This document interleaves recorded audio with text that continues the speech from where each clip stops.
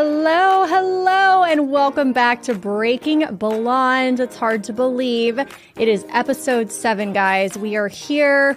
It's August 20th when this will be airing. Just happy to be here. I am Sarah Jenkins, of course, your host of Breaking Blonde. So much has been going on this past week. I feel like I have so much to fill you guys in on, but as always, we are covering pop culture, current events, and zero politics. So, hey, let's get into it. All right, so starting off strong, Taylor Swift, we've been talking about her a lot the past couple episodes, but the latest is obviously she dropped her newest album. She's going to be all life of a showgirl, themed everything. She has been kind of how she always does, dropping Easter eggs for the past year. She kind of has become famous for this, where she will drop little hints and all the eagle-eyed super fans will kind of have a heads up as to what to expect.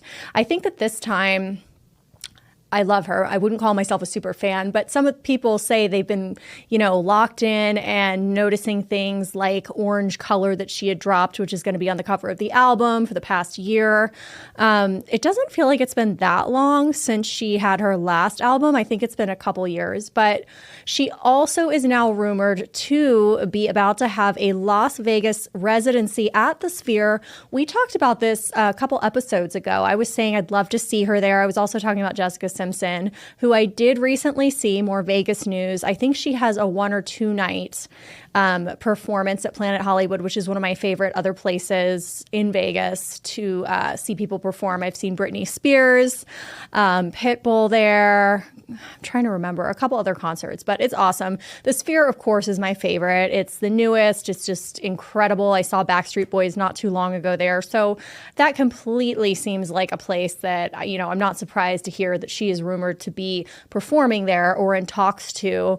Another place I wouldn't be surprised to see her perform is Allegiant Stadium, where the Raiders play, of course, in Las Vegas. And that stadium is still relatively recent because the Raiders being in Las Vegas are relatively recent. The Weeknd, who is like one of my favorite performers, he was there in July, and I'm so bummed I didn't make it to that. But, obviously it's Vegas, baby. You got so many different fun venues to see performances. So I like to say I called it the last couple of weeks that she was going to be having this residency. And oh my gosh, I'm trying to count down how long or do the math as far as months ahead whenever she does confirm that she'll be performing, how old my daughters will be, because they're still like not even 4.5, but they're huge Swifties. So I thought it'd be fun to take them to their first concert. I still don't know if they're ready for Taylor Swift, if it was like in the next year, but I'd love to hear your thoughts. When did you take your kids to their first concert? I'm just worried about the sound, but nowadays you have the headphones. Shouldn't worry about it. Again, like I mentioned, Taylor dropped all her album artwork. I gotta say, it's a little edgier than normal. She is obviously happier than ever. She's with her rumored fiance, Travis Kelce, at least her longtime boyfriends. I think she's feeling herself, as she should. She looks incredible. About 10 years ago, she's been really open about the fact that she suffered, like a lot of us have, unfortunately, but with body issues, eating disorders. She looks healthier than ever. I just think she's in a really good place. And some people might say, okay, well, what does that mean for her artwork, for her music, for her lyrics? Because a lot of times artists, their best work is when they're tortured. I don't know if that's the case with her. I feel like she has proven herself time and time again to just be such a endless sea of inspiration.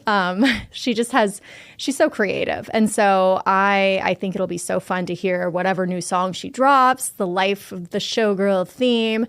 I'm so here for it. So can't wait. I am going to be keeping my ear to the ground to hear when she actually announces that she will inevitably be performing in Las Vegas. All right. Speaking of performing, I thought this was so interesting. So should you fake it till you make it? This has always been, a big question a lot of people debate, and especially in show business, if you're thinking of acting or modeling, but I think it can really pertain to any industry that you want to get in, and maybe you're a newbie and you're a little bit daunted. And the second part of this is, can lying ever be a good thing? So, according to Margot Robbie, actress of Barbie fame, Wolf of Wall Street, so many other movies, I, Tonya, she says yes. So, she admitted recently in an interview that the way she really got her start, she's now this huge star, but she landed her first acting role. She's from Australia, and she told this new interview in a magazine. I don't have it written down. But anyway, she said that she basically, when she's starting out, she told the casting directors that she had studied at a top drama school. And in reality, the most art she was making was sandwiches. She was a sandwich artist at Subway. And yes, they call them that. Sandwich artist, a con artist. Well, we could all thank God. I'm so glad that she ended up pulling the wool over their eyes, because she is just an incredible actress, and I've enjoyed her in so many different roles that she's been in. She started in the show Neighbours in Australia, and then, of course, her breakout role, like I said, was Wolf of Wall Street. I, Tonya, Barbie. She's been, gosh, what was the other one? Oh my gosh, so many girls were her for Halloween where they dressed up. Harley Quinn. So I think this is such a needed reminder. I'm not saying go about your life lying, but sometimes you do have to fake it till you make it. Sometimes you do have to kind of pad the resume a little bit, or just kind of, more than lying, I think it's having the confidence in yourself to be like, look, I can back this up, that I know I am capable of obtaining this role, obtaining this position, leveling up. And confidence is everything. And obviously, look where it got her. So, like I said, from sandwich artist to movie star, that is a pretty amazing trajectory. All right. Well, speaking of industry kind of standards and behaviors, is there a double standard, especially in Hollywood, when it comes to men and women being objectified? So, according to actor-comedian Pete Davidson, he is saying yes. He has come out recently. He's kind of talked about this a couple times, so you might have heard this, but he dated, if you remember, Ariana Grande a couple years ago, and she infamously talked about when they were together, how he was very blessed, put it that way.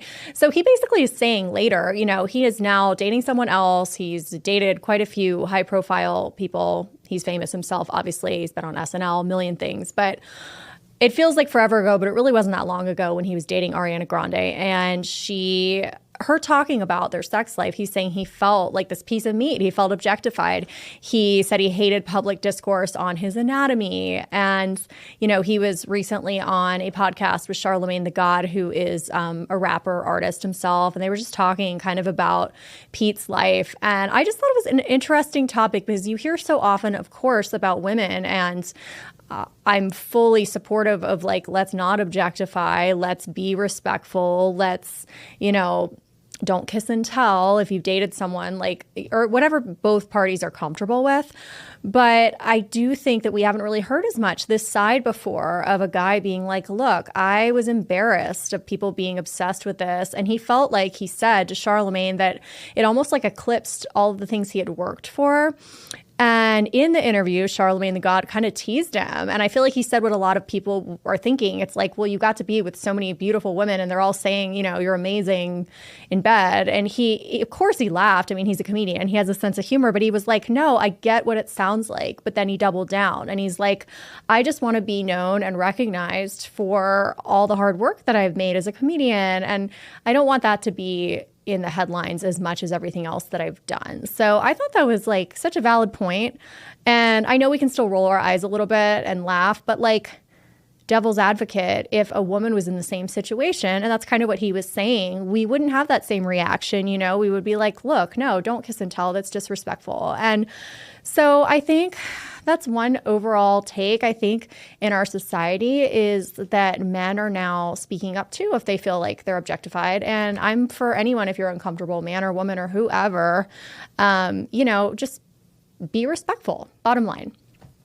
So, like I said, double standard. And he had since dated Kim Kardashian. He now has a baby on the way, and he seems happier than ever too. So good for him, but just food for thought.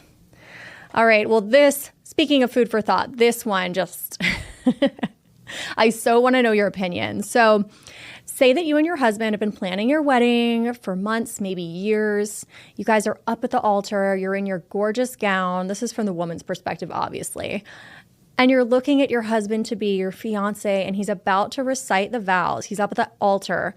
And then all of a sudden, he says his ex-girlfriend's name. What would you do? Okay, second part of that question is, do you need me to help you with an alibi? I would be so enraged. I would be speechless. I can't like fathom this because I would just be seeing red. I don't even know if I'd go through with the wedding, honestly, because why are you thinking about your ex? Okay, so this made a lot of news. It got attention on social media. This bride, obviously, she says she was speechless after her groom, which, yes, groom/husband, they did go through with the wedding. Take a moment to pause, kind of soak that in. Her groom said his ex-girlfriend's name during their vows. And Rebecca and Andrew Fields, they went viral. They share a last name. Obviously, they went through with the wedding. But Rebecca, after the fact, she shared this video on social media. So they got married in October of 23. And in the video, her groom and now husband, he accidentally says this ex-girlfriend's name. Rebecca, the now wife who posted this, she chalked it up to nerves. I think she said she was obviously upset at the time. But here's the thing. So he had broken up from his ex-girlfriend. By the way, her name was Sarah, of course. Troublemakers. But it had been 10 years. So he says Sarah's name at the altar. Of course it was Sarah. And the bride was just like shocked. But then she's like, you know what? It's nerves. It's okay. We're fine. We're fine. I still want my ring. I want to seal it. I want to sign it. I want to finish out the wedding. I want to say that I'm married. She's a better woman than me because I would be pissed. I just can't even fathom. I mean, you shouldn't be thinking about your ex. And it's not like a slip of the tongue like you dated a couple months ago, like 10 years. I'm sorry. Come on. All right. Child stars. Shifting gears here. I am passionate about this topic. As a kid, I really wanted to be in theater. I wanted to try out for movies. I don't think that I had the talent nor perhaps the look, we could say, to be nice. Thank God my parents didn't let me even audition. I think our equivalent was like Barbizon, which is a national scam from what I've heard. But I've since heard, yes, there are legitimate casting calls. There are legitimate, obviously, child actors, opportunities. I'm in Utah and I came from Vegas. Obviously, there's a lot of that going around, a lot of opportunities. That's awesome. I have two budding thespians myself, two young kids who are super interested in acting. But all that said, I just am so wary. I feel like literally every child star that you hear, especially Disney, their come up, they're so disturbed. They have so many tragic stories. I didn't write this into the show, but I do want to talk about it. I'm going to start maybe talking about, I'm an avid reader and I love celebrity biographies. And I just read Jeanette McCurdy's story. She was in, I think it was Sam and Cat with Ariana Grande. It was a Disney show. A little too young for me. When it was popular, I didn't watch it. But her biography was so interesting, and she was a child star, a Disney star, and she just talked about the toxicity with her mom and, drug and alcohol abuse, eating disorders. She, like I think a lot of these child stars, not all, but she got pushed into this industry, and she was so young, and it wasn't even something that she personally was interested in. And so all that said, of course, there are exceptions to the rules, but I always just think it's really interesting learning about, people's trajectory when they are child stars. And we all are hoping that you end up kind of, even if you have a couple rough years, coming out on the other side and being okay. Look at Macaulay Culkin. Look at, now more recently, Lindsay Lohan. Hilary Duff, who I feel like was always like the golden child star and never really got in that much trouble. She's come out and said, oh gosh, I had such a bad eating disorder or whatever. I mean, no one disturbs completely unscathed. And that's, I think, just growing up in general. But another former Disney star has a new book that she is promoting. Her name is Allison Stoner. And so she is releasing a new memoir called Semi-Well-Adjusted, despite literally everything. I find that title hilarious. And in it, she credits Demi Lovato for inspiring them. I'm sorry. She goes by them. She came out as non-binary a couple years ago. So, but she says that they were inspired by Demi Lovato to enter treatment. They're an actor, singer, now author, and a mental health advocate. In addition to being non-binary, they've opened up about struggles with mental health, eating disorders. And one thing I thought a takeaway from this book was them talking about how they had anxiety at age 6 from working in entertainment, checked into rehab by age 17 for eating disorders. So that would be an interesting read, maybe a disturbing read, but perhaps a cautionary tale. I don't know. I feel so mixed about if my kids are a little older and they're really, really begging to go out for auditions or want to try acting. I really think that I would have a lot of reluctance. I would want them to wait till they're like out of high school at least. But that's just me. All right. And then on the other end of the spectrum, a seasoned actress who's been in countless things. She's incredible. You've probably seen her in so many movies. She has this face that I feel like you've seen. I mean, you know her name, Christine Baranski, but she has just been in so many different films and so many different type of characters. So, but she just came out because she was in an interview recently, and she's currently been on the Gilded Age show, which I've heard is incredible. My mom's like obsessed. I haven't seen it yet, but in it, Christine Baranski, she's surrounded by decadence. Obviously, it's all about the Gilded Age and opulence. But in real life, the actress, Baranski, she's speaking out against what she claims are grotesque displays of wealth. She is very anti, what she feels like is the current state of our country. According to People.com, she's blasting the now infamous Blue Origin flight that launched, of course, into space on April 14th. NS-31, it was the rocket ship, if you remember, with Lauren Sanchez, now Sanchez Bezos, Katy Perry, and several other women. It was on a very big crew. But they got a lot of criticism at the time. They talked about women empowerment and we're going up into space. It ended up just being 11 minutes, and that was back in April. But it did use millions of dollars in resources. And Christine Baranski is hardly the first person to criticize this. A lot of other celebrities and then just people in general have been interviewed and kind of rolled their eyes at this when, there's always in our world going to be countless other causes that could use the money. And so I completely understand where she's coming from with this. Maybe she's just not a Katy Perry fan or a Lauren Sanchez fan, but Baranski was promoting her show in Austin, Texas, and she just happened to be interviewed about this Gilded Age. And I thought it was kind of an interesting dichotomy because it's so opposite of, this world that she's portraying in her show. So I'd love to know what you guys think about that. Obviously, there have always been huge disparities in wealth, not just modern times, but now we're feeling that again more than ever. All right, well, some good news for the Utah film industry. So 6 films have been recently approved for production. 2 are starting film production already in Utah, in the state. The first one is a Halloween comedy, and the second is a World War II drama. So all 6 that are slated to be approved for the state film initiatives by the Utah Film Commission. So that basically means they have all been actually greenlit. This is exciting because I know there's, like I mentioned before, not just kids. There's so much talent here in Utah. Scenically, it's such a beautiful state. I feel like there's so much diversity as far as sets. The talent pool, I know Yellowstone was famously filmed here, at least the first couple seasons. I know a couple people that were actually in it. Shout out to one of my former co-hosts, Carrie Hawker Diaz, a couple other people. It's just, it's an exciting time to be in Utah for sure, especially for those who work in film. So the films that are actually about to be started, if not already in production, are the World War II drama. It's an independent feature film called Strasbourg. It's by producer Jack Van Wagner. He's known for Impractical Jokers. I think he went to BYU because he also did a sketch comedy show called Studio C, and the Card Counter film. I've never seen that, but he's pretty well known. Obviously, Impractical Jokers is a huge show. And then the other film is called Halloween Pizza Party by director Brandon Caraway. So that is slated, if not already, to be filmed. And then this is estimated between the six, it's supposed to bring in more than $7 million and more than 400 film industry jobs in Utah. So that's great news.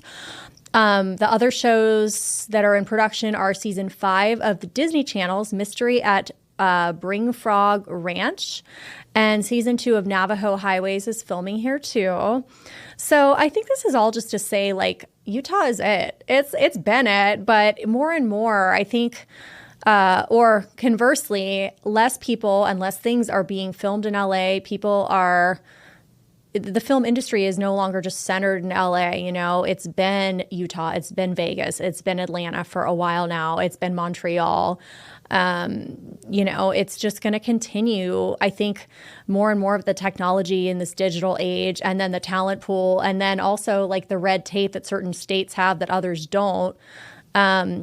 It makes it more appealing to film in these other places, budget-wise, talent-wise, legislation, incentives. I know there's like tax write-offs, and there's so many reasons why the film industry is moving elsewhere. And coming from Vegas, I know everyone, especially in the area I was in, Summerlin, where Mark Wahlberg is, you know, supposedly opening the studio, and everyone's been holding their breath, but it's supposedly coming in the next, I want to say 24 months, hopefully, fingers crossed.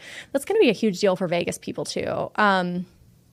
So in other acting news, actress and grande dame Helen Mirren says, really controversial take here. So she says, first of all, she's a self-professed feminist, but she feels that a female could not play James Bond. Okay, I want to know your thoughts, because immediately I'm like, okay, you're a feminist, but you don't think that a female can play a 007 secret agent? Like, why not? I think I didn't read the full quote, but I think she went on to say she just feels like it's such an iconic role. It's not about male versus female. It's just they need someone to really embody the original James Bond.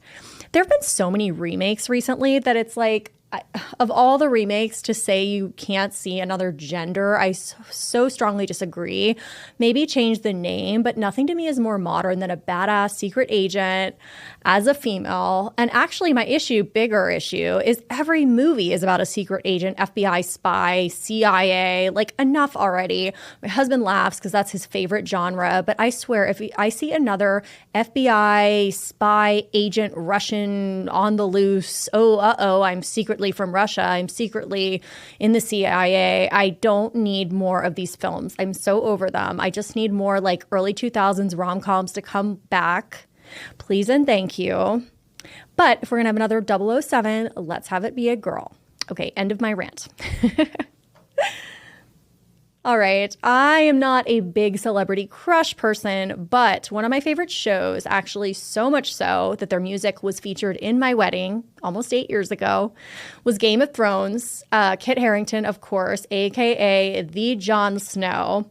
He was my favorite. I absolutely love him. I think he's such a talented actor. I don't think kissing him would be considered vile. That's not an adjective that I would give, but someone apparently thinks so. So it makes sense when you see who it was. Game of Thrones actress Sophie Turner, who of course played his half-sibling in the show. She recently had to kiss him. This is the film world, people. They're co-starring in an upcoming movie. I think it's a British horror film. And she just said it was vile. She's like, I felt like I was literally kissing a sibling. Well, I totally get that. They starred together for 8 seasons on Game of Thrones. They like grew up together. So that is so weird. Hard agree. The new horror film that they are in is called The Dreadful. That would be vile. I mean, like, I don't have a brother, but a sibling, no, nasty. Blah. I totally get it. But I mean, Jon Snow, if you need a co-star, maybe I'll take up acting. All right, speaking of interesting girl-boy dynamics, should girls propose to guys? The year is 2025. Is this a modernist take, or is this just like, come on, you have one job, guys? Well, former Disney Channel turned OnlyFans actress Bella Thorne is getting some backlash. So she proposed via social media to her boyfriend, Mark Ems, I think she's been engaged a couple times, but never really made it to the altar for whatever reason. She'd break up, wasn't the right person, but she's been with this current now fiance for 3 years. She's 27, he's 45. People have opinions. So first of all, it wasn't a real proposal by her because it turns out he had already asked her first more than 2 years ago in 2023. So her proposal, I'm putting this in quotes if you're watching this, but she posted a picture on Instagram basically saying it was her re-proposing after meeting 3 years ago. So it was more like an ode to their 3-year anniversary having met. She already, has been engaged to him. You know what? Do you? It sounds like she just was excited to memorialize this. I guess they met on a beach in the south of France, like super sexy, fun story. Yeah. And for someone who, she had a couple different people she dated who she thought were the one, obviously didn't pan out. Like, I am all for celebrate big, do whatever speaks to you. She also mentioned that in her upcoming wedding, she needed 4 wedding dresses, which spoke to me more because I'm almost embarrassed to admit this, but I had 3. But I do feel like this is becoming more and more common nowadays. I had the original dress. Well, okay, back up. Our wedding, we had talked about getting married several different locations. We looked in Park City because my husband's from Utah. We didn't have all the history we now do have at Utah, having lived here a couple times back and forth, but he's from here. That was a big enough reason. And then I had said I wanted to get married in Napa for years and years. So we checked out there. We checked out Hawaii. We kind of, this is pre-kids. We had a lot more freedom with our careers and time. And so it all sounds a lot, it sounds crazy now, actually. It's like almost 10 years ago. I'm tired. But, so we ended up getting married in Napa. And so I had the traditional wedding dress. Then I had one that was a little sexier for the reception. It was Pronovius. It actually is still, it's by far my favorite one. And the one that maybe I hope one of my daughters will wear someday. Of course, I've saved all 3. And then the third one I wore in Hawaii on our honeymoon. And it was a Free People, like, couture. I don't even know if they still have this, like, wedding line, but it's this beautiful, like, fairy, like, boho dress. And I saw it and I was like, I don't even know what I'm going to wear this to and what part of my wedding, but I did. So bottom line is, if you want to do it big or do it small or be the girl proposing to the guy or whatever you want to do you? I am all for it. You only get married once, usually. And why not celebrate love? Life is hard enough. All right. Well, on that note, thank you guys so much for listening. That wraps up our episode 7 of Breaking Blonde. I so appreciate you guys tuning in, and your support means so much. So please like, follow, subscribe, and share at Breaking Blonde on Instagram, YouTube, Spotify, TikTok. Lots more fun clips and videos on social media. So as always, I appreciate you guys, and I'll see you soon.